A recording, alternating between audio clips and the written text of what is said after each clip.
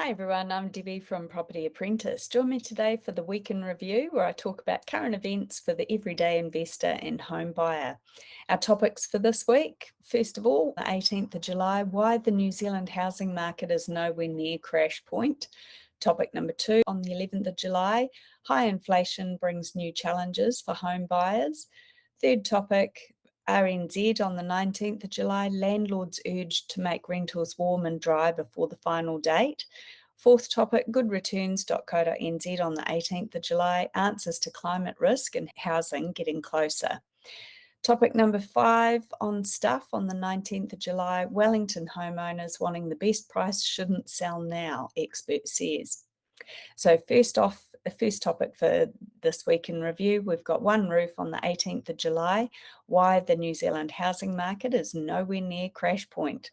According to experts, the current fall in house prices don't constitute a property crash.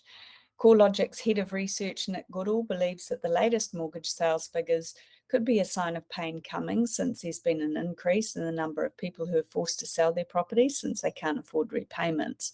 CoreLogic figures show that as of April 1st, there were 21 mortgagee sales, up from a low of just 6 for the previous quarter, and 6 was the lowest number recorded by CoreLogic since 2005.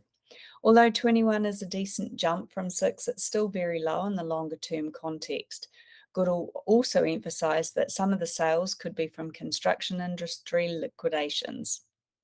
In addition, 2020 saw more mortgagee sales every quarter, so what we're facing is not a cause for concern.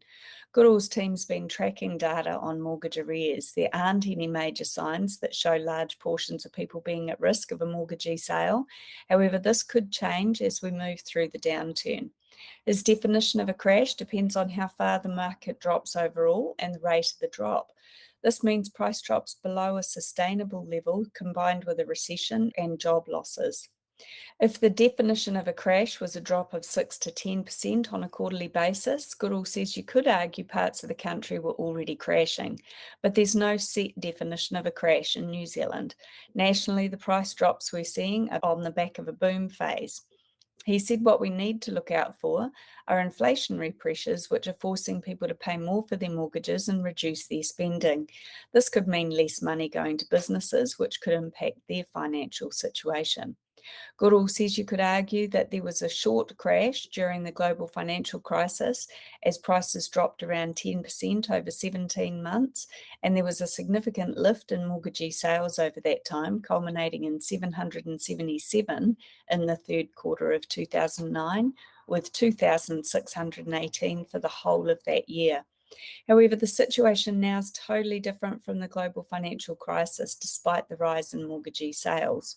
Independent economist Tony Alexander agrees that widespread mortgagee sales are a telltale sign of a crash, but this hasn't happened yet. There's no panicked selling from property owners, and buyers are standing back for different reasons. Some can't get finance or are worried about higher interest rates. Others are wary of new builds because of stories about developers going broke or prices simply getting too high. Alexander thinks that the majority of mortgagee sales are from the property development sector. In the last 2 or 3 years, people who are inexperienced have overcapitalised on their ventures and will likely get burnt off. He believes that the housing markets in most countries, including New Zealand, are just seeing a pullback from an unsustainable surge in prices in 2021.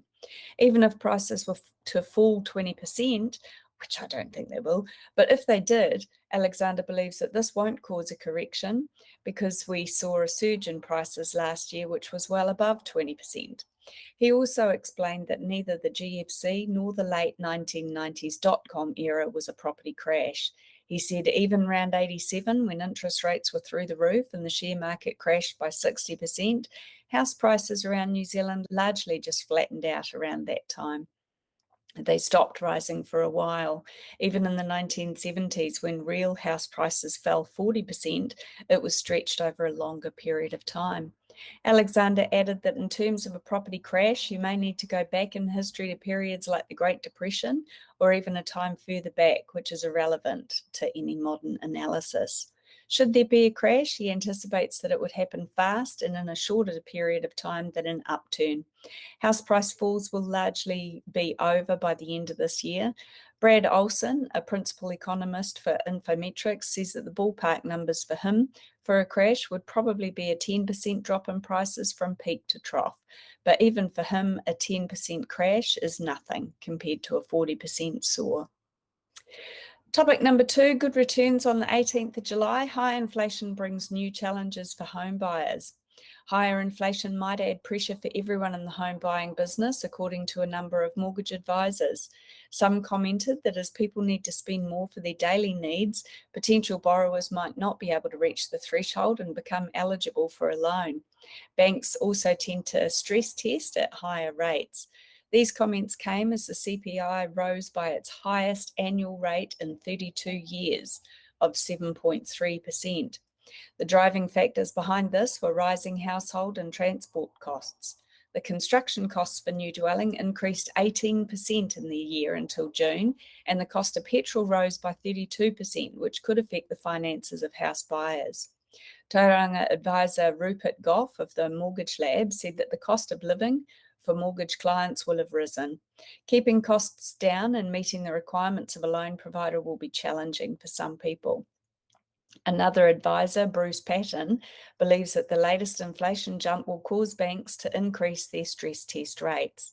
The higher inflation rate could make the Reserve Bank even more hawkish than before, according to ASB economists. It's revised its official cash rate forecasts from 1 to 2 50-point rises this year, with a final resting point of 3.75. On the other hand, Westpac's slightly more dovish, forecasting just one more 50-point hike, with the OCR plateauing at 3.5. Kiwi Bank economists are also sticking at 3.5. ANZ's expecting the Reserve Bank to increase the OCR by 0.5 three more times, taking it to 4% by November. Regardless of what number prevails, the outcome will still be to push mortgage rates higher, even if the impact is sometimes delayed by people being on fixed-rate mortgages. Several economists think that the current state of imported inflation and homegrown inflation are worrying. Imported or tradable inflation rose to 8.7%, which is the highest level on record.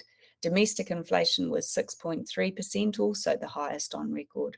However, since imported inflation is beyond the government's control, domestic inflation is more likely to become the subject of strong political criticism. If you want to learn more about navigating the changes in the property market, feel free to join me at one of our free Beginner's Guide to Property Investment events, available online or in person in our office in Ellerslie, Auckland. Check out propertyapprentice.co.nz for upcoming dates and register today.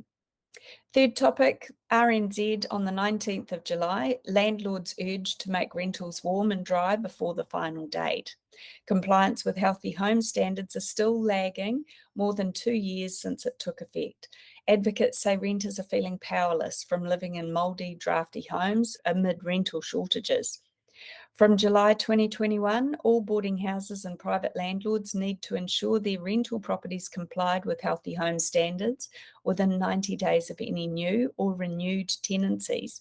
From July 2024, all rentals must comply with the standards for insulation, heating, ventilation, moisture and drainage, and draft stopping in a home.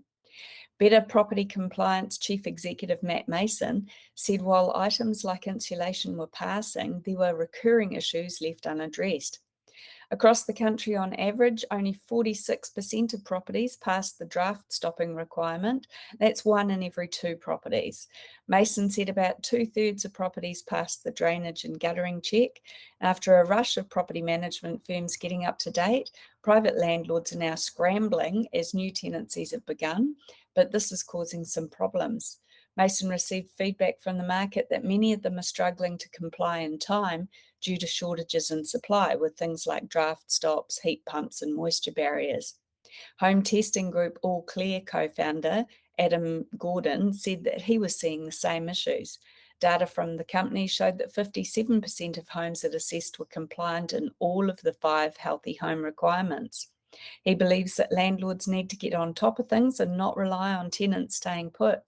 According to him, a number of owners think that 2024 is the deadline, and there's still a lot of time between now and 2024. They don't act on the compliance with urgency, but they're forgetting about the whole renewal or every new tenancy. Compliance within 90 days is required. Gordon said there needs to be more enforcement on private rentals. Renters United spokesperson Annie Bakova said with rental shortages in many parts of the country, it had become a lottery whether landlords decided to comply with the standards or not. She said tenants have the option to bring this up with the tenancy tribunal because there isn't somebody they could report it to and could look into the matter without their full involvement. That puts a lot on the line for people who need somewhere to live.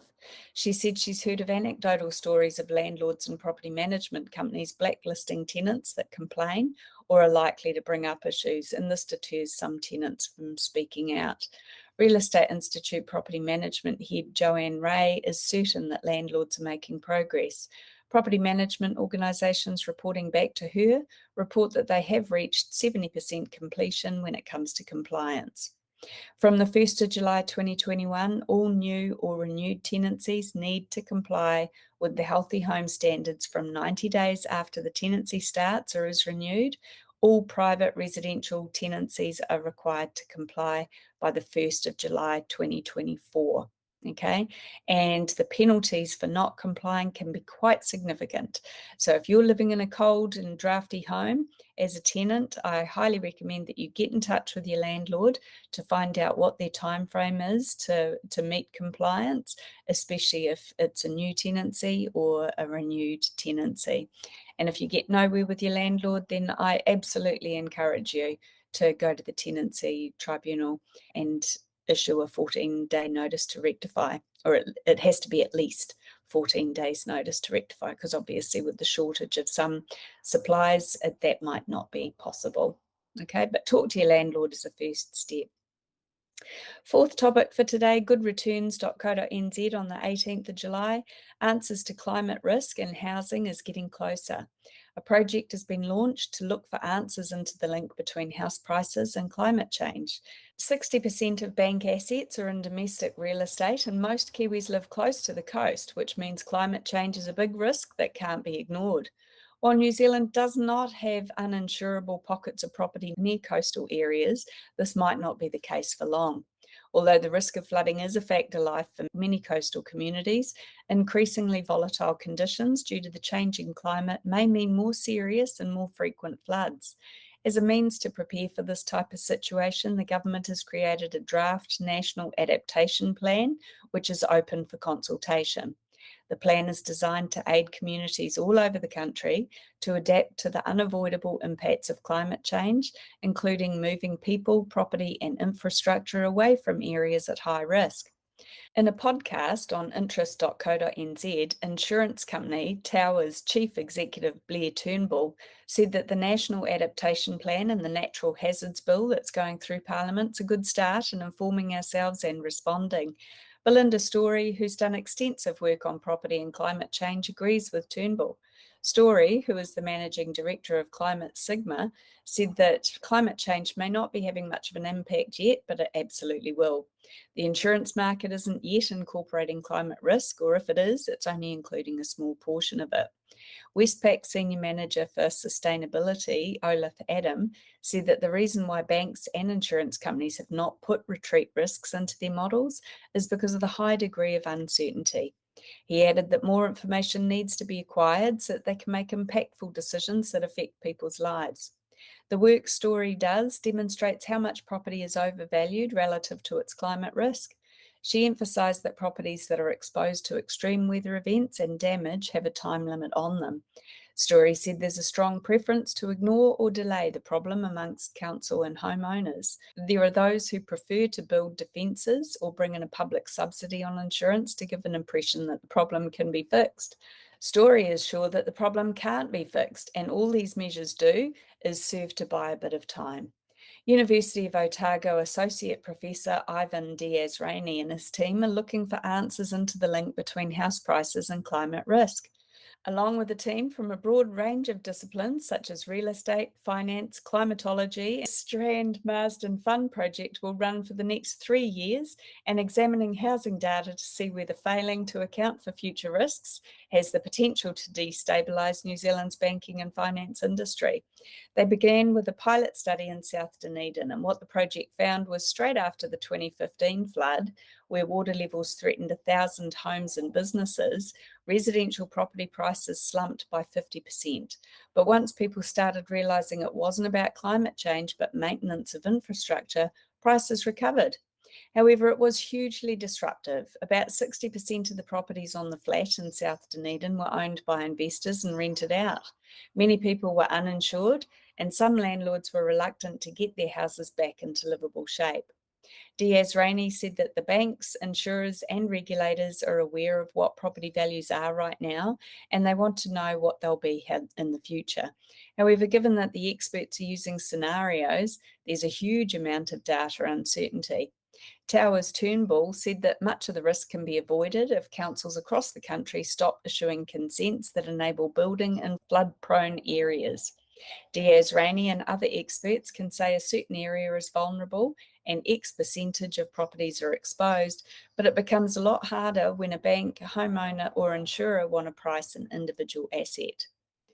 Last topic for this week in review on stuff. On the 19th of July, Wellington homeowners wanting the best price shouldn't sell now, expert says. One real estate expert cautions Wellington homeowners not to sell their property in the current market and to avoid investing in renovations if they want to maximise their sale price.